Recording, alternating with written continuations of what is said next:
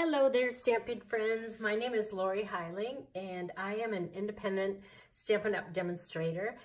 And I'm anxious to show you the card I have today. You might understand why I like this card so much is because it has a sweet treat on the front. If you don't know me well, you don't know that I love sweets. So this one caught my eye right away when I looked through the catalog. The unique feature to this one is that the awning on top is 3D, the way I folded it, and so you can see from the side view that it kind of stands out a little bit from the card. But you won't have any trouble mailing it because it'll flatten out, and then when they open it, they can just kind of puff it up like that. The stamp set I used is called Birthday Goodness. Look at all the yummies on here. Donuts and cute little sayings and macarons. You're gonna love this set. So let's get started on making this card. The first thing you'll need is a sheet of white cardstock. I like to use the thick cardstock, especially when my cards don't have a lot of layers. And this is just 11 inches by 4 inches.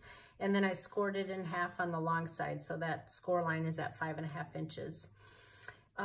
To stamp this, we are going to use my Stamparatus. This tool is awesome because if you stamp and miss a little spot or it's not dark enough for you, you can have second and third and fourth tries with this. And then I also like to stick my stamp case underneath it just so that this is flat here, so you're not stamping at an angle. Then I'm taking Memento ink because that ink works best when you're coloring with blends. And I'm just gonna ink that up all over. And then make sure you put your magnet down. You can see I added some painter's tape here because these magnets are hard to get up, especially if you have fingernails. And so this just makes a little tab on it. So just ink that. And it's a little bit light. I probably should have re-inked my pad. So I'm gonna do it one more time. Plus this way I can show you how you can stamp twice and it'll go exactly in that same position. Okay, that one looks better. All right.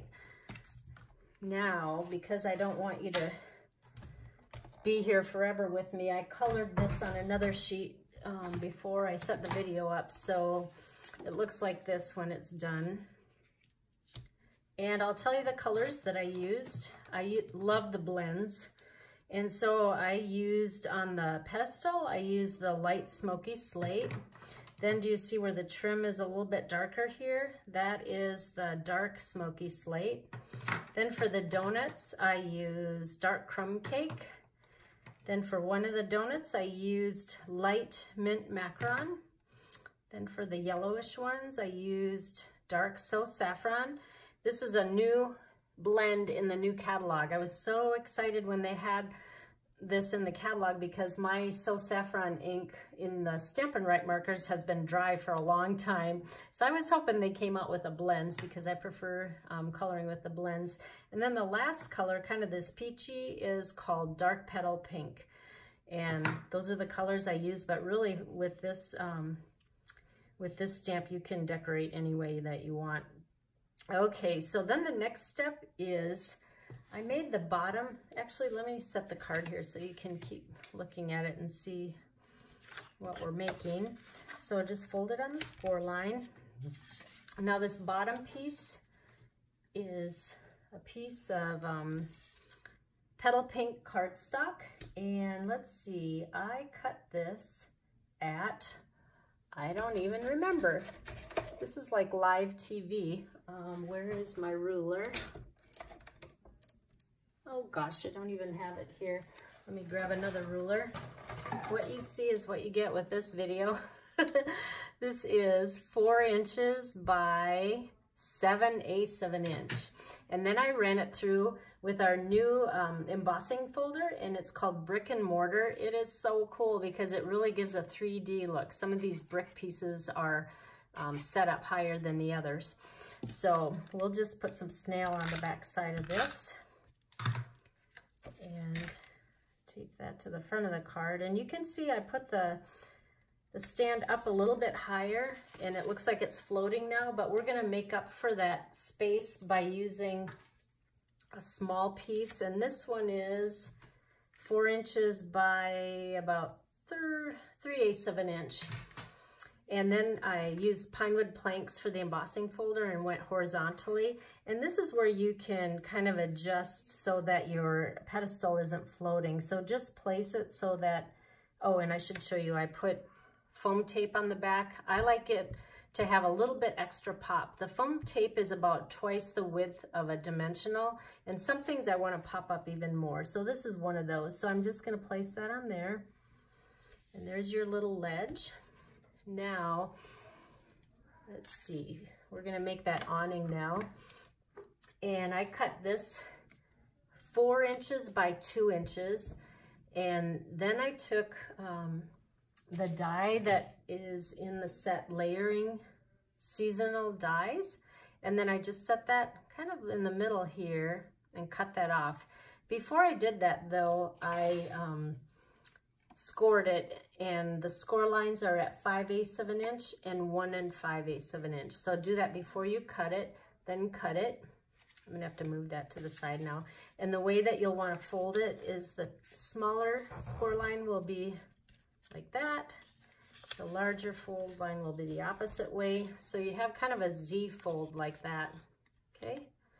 Now flip it over to the back. Isn't that paper pretty? That is from the Magnolia Lane Designer Series paper. And as soon as I saw this paper, I knew this kind of reminded me of a bakery. So I knew I wanted to do this.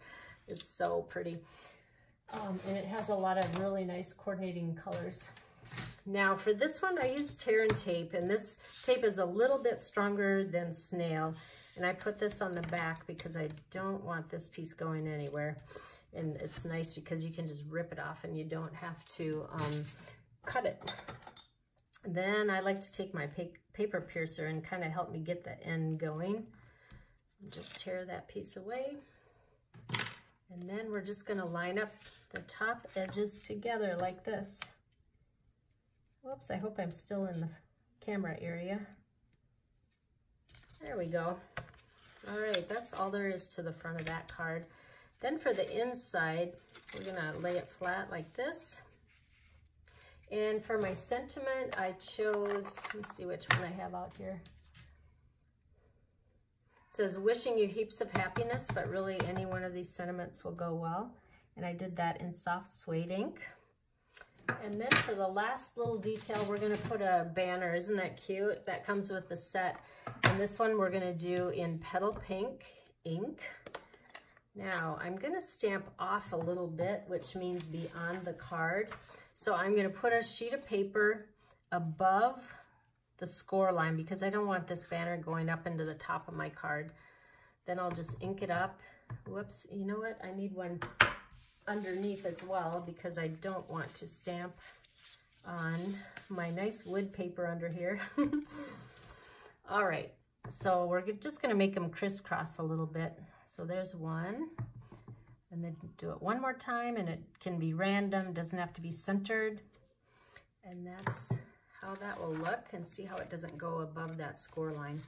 So that's really a quick and easy card. It has a little extra because of the awning, but you can see how simple it was to make. So if you are interested in any of these products, please visit my website, and I'll post that in the comment section. And then if your order is under 150, please use host code A9DXNSH6. That would be awesome. So thank you for joining me. I hope you enjoyed this little treat card, and hope you have a great day. Bye-bye.